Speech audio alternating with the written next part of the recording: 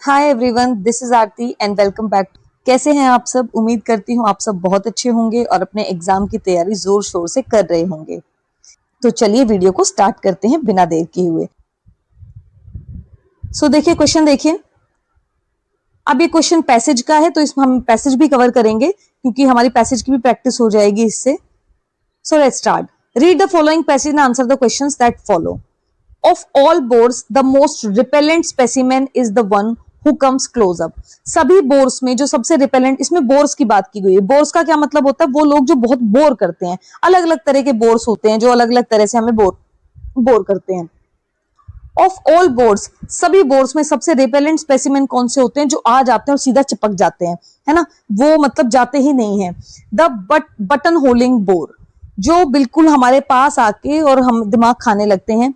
This is the kind describe by a friend of mine, ये मुझे मेरे दोस्त ने बताया था कि इनका जो सेंस ऑफ फ्रेज है, the man who spreads bird lime all over you, मतलब ऐसा आदमी जो आके अपनी बोरियत तुम्हारे ऊपर भी फैला देता है। The bore who keeps a reasonable way of can be dealt with, ऐसा बोर जिसका कोई रीजनेबल वे हो, उसको उसके साथ तो फिर भी डील किया जा सकता है। But when they lean on you, लेकिन तब क्या करें? अगर वो आके चिपक जाए तो, अगर वो सरदर्द बन जाए तो फिर क्या करें? यू आर डन, फिर तो हो गया। It is worse than when they fix your eyes only a foot away, और सबसे खराब है, मतलब वो अपनी बस आंखें गड़ा लेते हैं आपके ऊपर, है ना, इतने बोर हैं।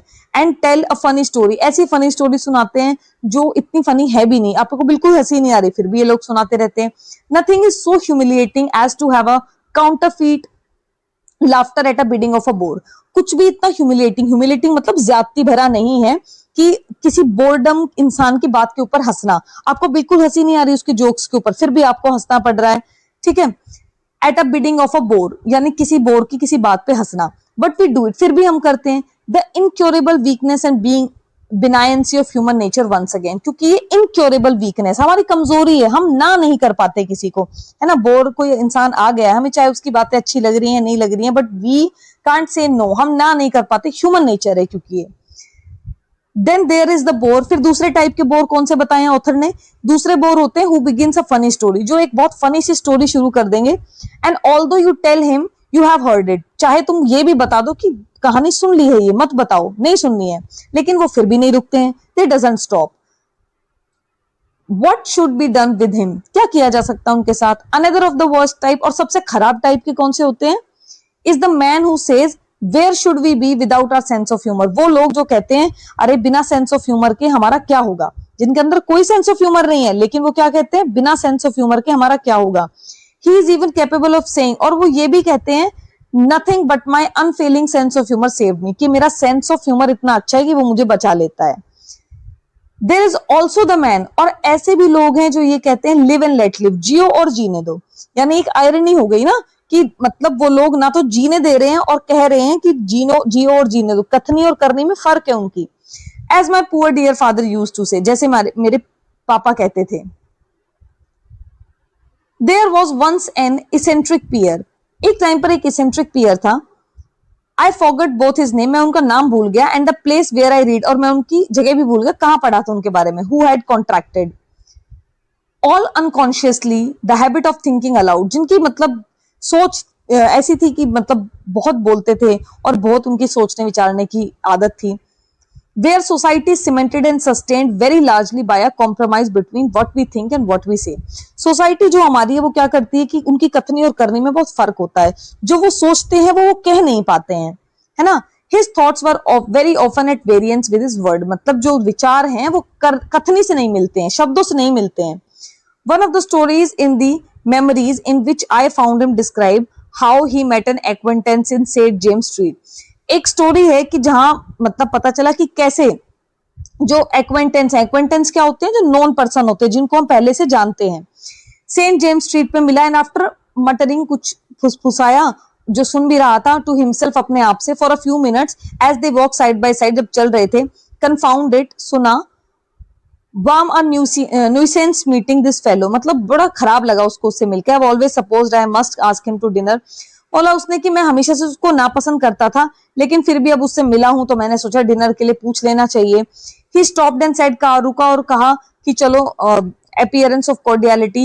You'll dine with us this evening, won't you? हमारे साथ खाना खाओगे इस इवनिंग, ठीक है। सो ये था आपका पैसेज। चलिए अब क्वेश्चन देख लेते हैं। What is the author's overall tone in the passage towards different type of bores? Overall tone क्या है ऑथर की?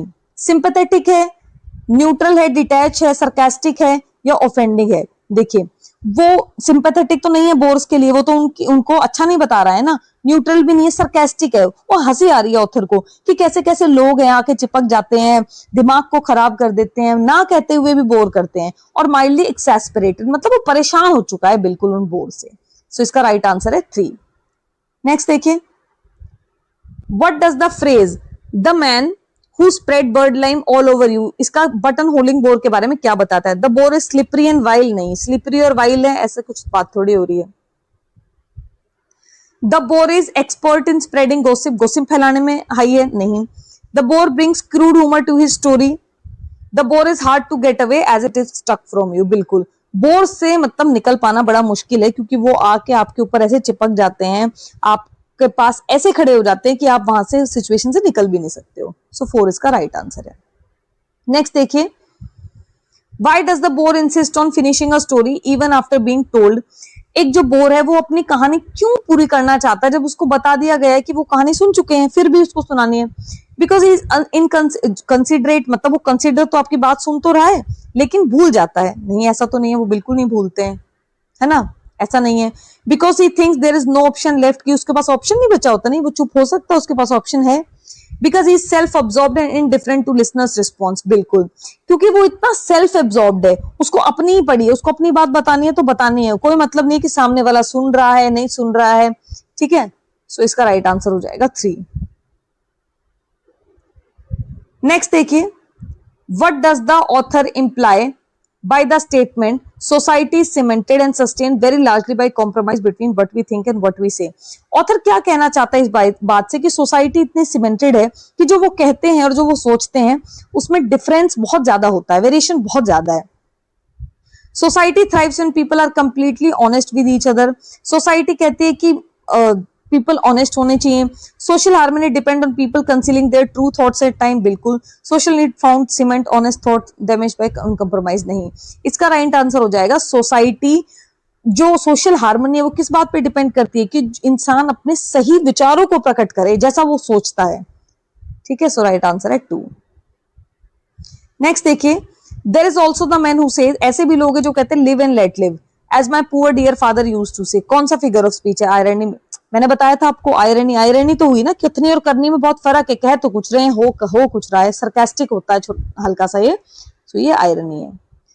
नेक्स्ट क्वेश्चन देखिए, what various trait does the passage talks about bores? कौन से वेरियस ट्रेट्स के बारे में जो पैसेज है वो बोर्स की कौन से गुणों के बारे में बता रहा है? बोर्स नेसिएंट ऑफ देयर बोर्डम, क्यों अच्छा लगता है अपनी बोर्डम के बारे में ही। बोर्स आर रिगार्डफुल, रिगार्डफुल होते हैं? नहीं, बिल्कुल नहीं होते हैं। एंगेजिंग होते हैं? नहीं, एंगेज कहां करते हैं, वो तो बिल्कुल एंगेज नहीं करते हैं।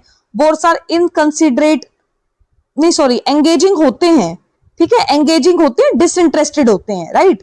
बोथ्स are inconsiderate, inconsiderate and uncharitable. एक सेकेंड, बोर्स आर एंशिएंट, हाँ नेशिएंट होते हैं क्योंकि वो अपने में एंजॉय करते रहते हैं। नेशिएंट का मतलब होता है अपने में ही, self absorbed. Bores are regardful of their course, regardful तो बिल्कुल नहीं होते वो, है ना। बोर्स आर एंगेजिंग, एंगेजिंग नहीं होते, डिसइंटरेस्टेड तो है कि वो इंटरेस्टेड नहीं, लेकिन एंगेजिंग नहीं। एंगेज का मतलब तो हो गया कि वो हमें एंगेज कर लेते हैं, हमें हमारा जो इंटरेस्ट है वो डेवलप हो जाता है, लेकिन नहीं होता है। इनकंसिडरेट होते हैं, है ना, हमें कंसिडर तो करते नहीं ना, हमारी सुननी है, बस अपनी बात बोलते रहनी है। तो ए और डी इसका राइट आंसर हो जाएगा। तो ए और डी यानी फर्स्ट इसका राइट आंसर हो जाएगा, ठीक है। नेक्स्ट क्वेश्चन देखिए,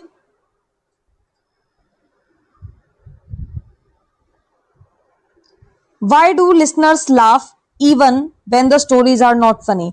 जो listeners हैं वो क्यों हंसते हैं जबकि जो स्टोरी है वो फनी भी नहीं होती है? एंटीपैथी की वजह से, बेनिफिशियंस की वजह से, लव या इग्नोमिनी की वजह से?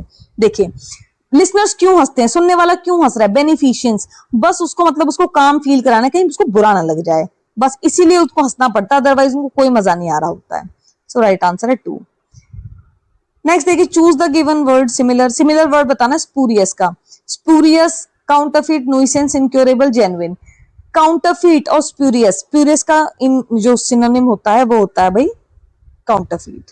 ठीक है, नेक्स्ट देखिए, on the basis of your reading poem ode to a nightingale, ode to a, ये लिटरेचर का थोड़ा सा हाई लेवल का क्वेश्चन है, फिर भी कर लो, अच्छा ही आपके लिए। Match the following.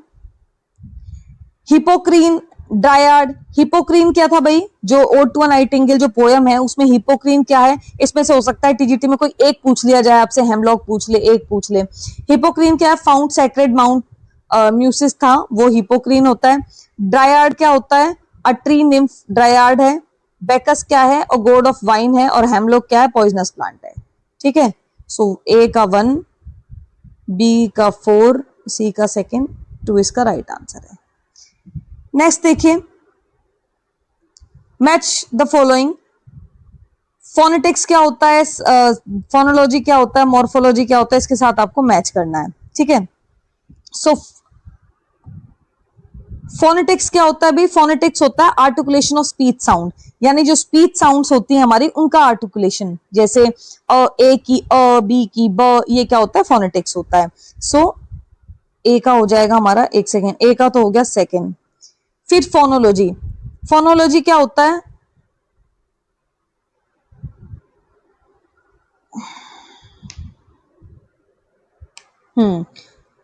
फोनोलॉजी क्या होता है, sound system of language. Sound system, phone, phone का मतलब क्या होता है, साउंड। ठीक है, फोन का मतलब क्या होता है, साउंड। तो phonology sound system of language, language का जो साउंड सिस्टम होता है।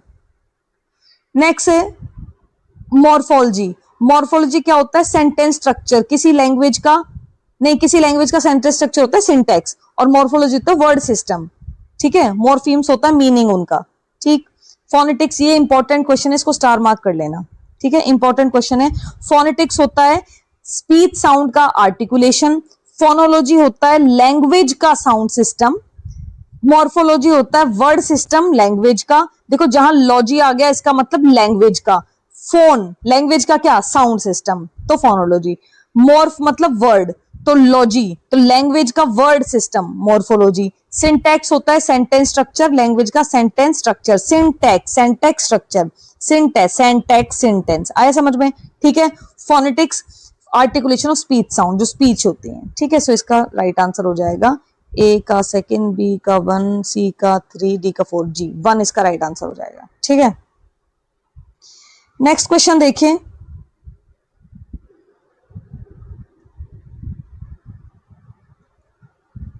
Fill in the blank with appropriate modal auxiliary.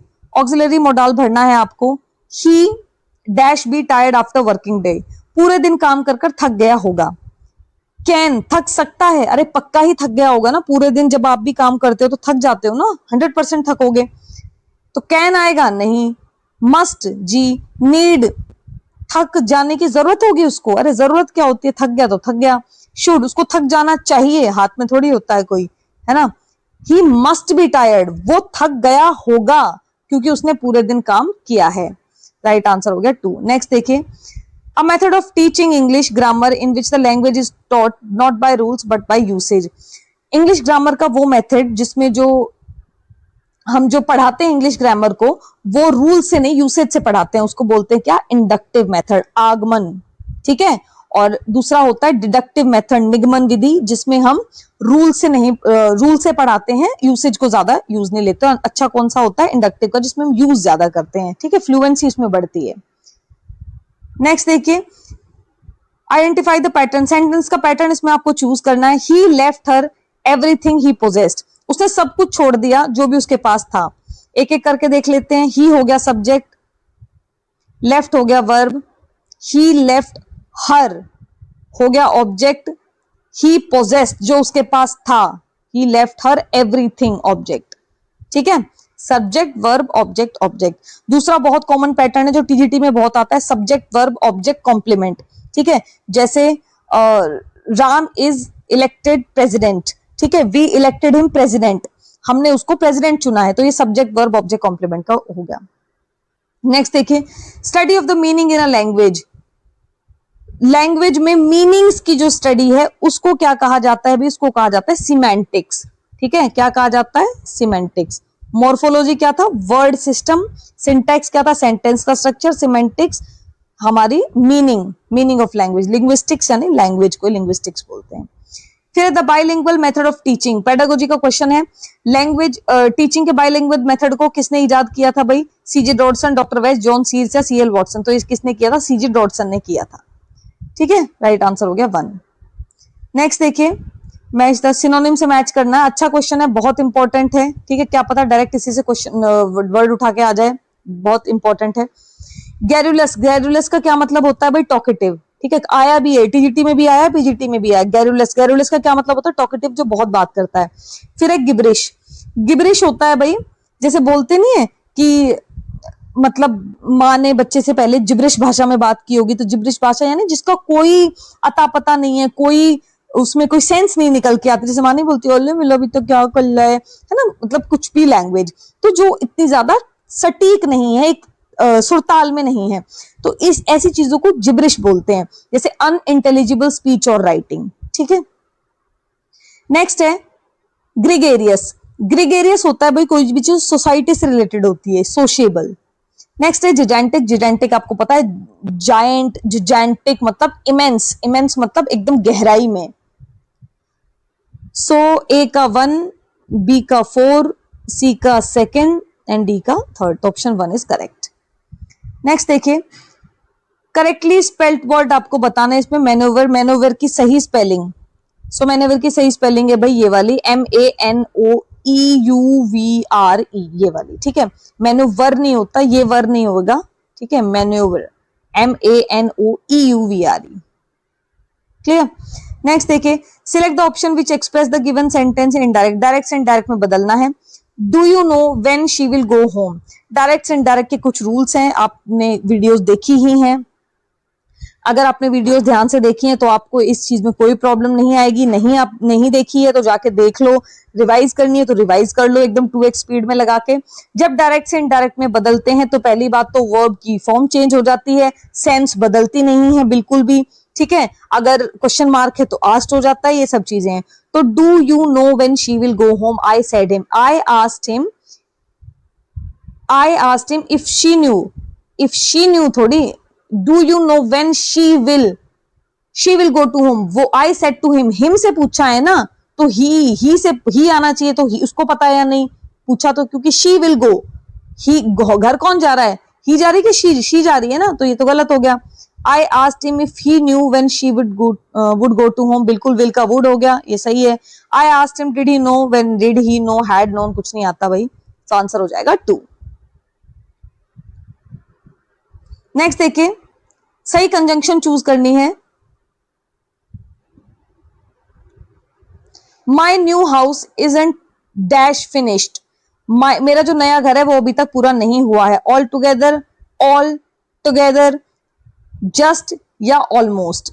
Is not बोला है आपसे, तो इसमें आएगा भाई all together. My new house isn't all together finish, मतलब पूरा काम उसमें खत्म अभी नहीं हुआ है, कुछ काम बचा हुआ है। नेक्स्ट देखिए,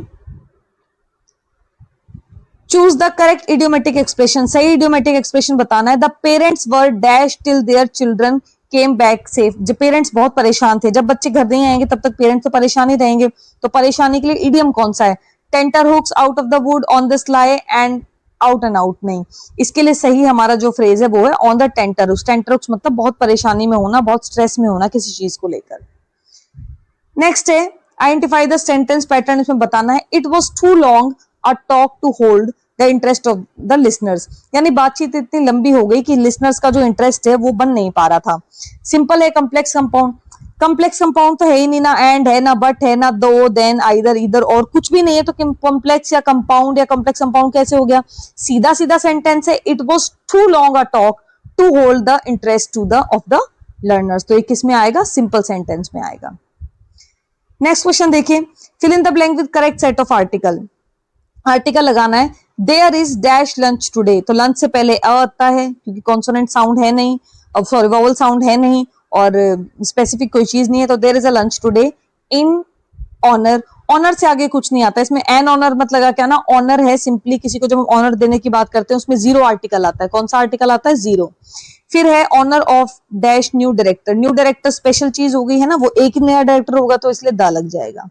तो यहाँ पर क्या आ जाएगा? ए जीरो द, जीरो ये रहा ए जीरो आर्टिकल द, हाँ सेकेंड, ठीक है, इसका राइट आंसर हो गया 2। नेक्स्ट क्वेश्चन देखिए, therefore on every morrow are we wreathing dash to bind us to the earth. ये जो हमारी पोयम है थिंग ऑफ ब्यूटी की, जॉन कीट्स की, उसमें किसके बारे में बात की है कि हमें धरती से बंधे रहना है? किससे? धरती को क्या बताया है? रोजी क्रीपर, शेडी बून, फ्लावरी गार्लैंड या फ्लावरी बैंड? क्या बताया? अगर पोयम ढंग से पढ़ी होगी तो आपको पता है फ्लावरी बैंड बताया। क्या बताया? Flowery band. नेक्स्ट देखिए, fill in the blank with correct preposition. Preposition का क्वेश्चन है, the soldiers kept the terrorist bay. Bay पे किनारे कर दिया सोल्जर्स ने, किसको? टेररिस्ट को, आतंकवादियों को। एट, इनटू, आउट या इन। एट का मतलब होता है पर, इनटू का मतलब वो अंदर की ओर, आउट मतलब बाहर और इन मतलब अंदर। तो सोल्जर्स को किनारे कर दिया, बे मतलब किनारा, तो बे पर, किनारे पर करेंगे ना तो एट, ठीक है। क्या होएगा? एक सेकेंड, क्या होएगा? एट होएगा। नेक्स्ट देखिए,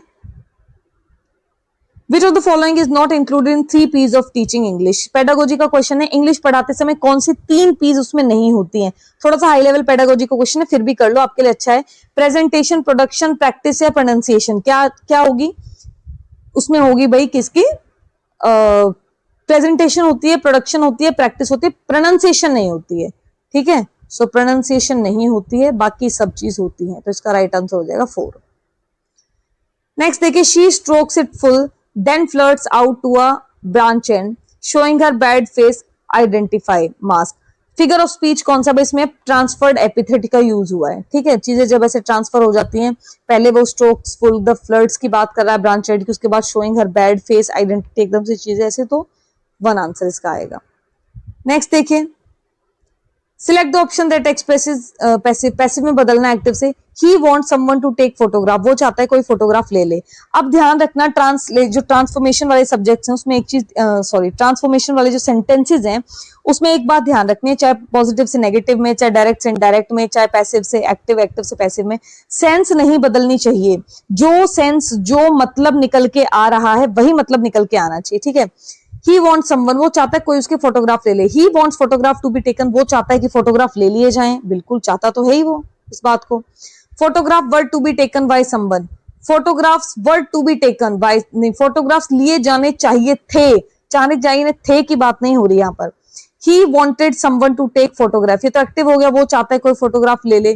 photographs are to be taken, ये सब तो एक्टिव हो गया और इसमें आर नहीं आएगा, तो टेकन बाय हिम, वो खुद ही ले ले फोटोग्राफ, ऐसे थोड़ी बोला है। He wants, वो चाहता है फोटोग्राफ ले लिए जाएं, ठीक है। 1 आंसर इसका करेक्ट है। Only a coward would say no, कोई कावर्ड ही मना करेगा, इसका बताइए, कोई कावर्ड ही मना करेगा। नो कावर्ड, सेंस नहीं बदलनी है, ध्यान रखना। No coward would say so, कोई नहीं, sorry, only a coward would say so, कोई ऐसा कावर्ड ही कह सकता है, यानी कोई बुजदिल ही ऐसा कह सकता है। No coward would say so, कोई ऐसा नहीं कहेगा, तो सेंस ही बदल गई, उसमें तो बोला बुजदिल ही कह सकता, कोई बुजदिल नहीं कहेगा, गलत हो गया। नन, कोई नहीं, बट अ कावर्ड, लेकिन केवल एक बुजदिल ही ऐसा कह सकता है, हाँ। अ कावर्ड वुड नॉट से सो, बुजदिल ऐसा नहीं कहेगा, बुजदिल ऐसा नहीं कहेगा, गलत है, तो इसका राइट आंसर सीधा सीधा हो गया 2, ठीक है। ट्रांसफॉर्मेशन वाले सब्जेक्ट में हमेशा क्या नहीं बदलना चाहिए? सेंस नहीं बदलनी चाहिए। From which of the Shakespeare play, कौन से शेक्सपियर प्ले से फियर नो मोर, फियर नो मोर ली गई है? तो फियर नो मोर भी ली गई है सिम्बलाइन से, ठीक है। किससे ली गई? सिम्बलाइन से। Next and the last question of this session is, which among the following poem is not included in Lucy poems by William Wordsworth. जो विलियम वर्ड्सवर्थ की जो लूसी पोएम्स है उनमें कौन सी नहीं है? She dwelt among the untrodden ways, I traveled unknown men, a slumber did my और solitary repair। तो कौन सी नहीं है? solitary reaper, ये नहीं है, और बाकी सब इसकी लूसी पोएम्स में इंक्लूडेड है, ठीक है। सो ये थी आज की क्लास। क्लास पसंद आए तो लाइक जरूर करना, शेयर करना, कमेंट करना।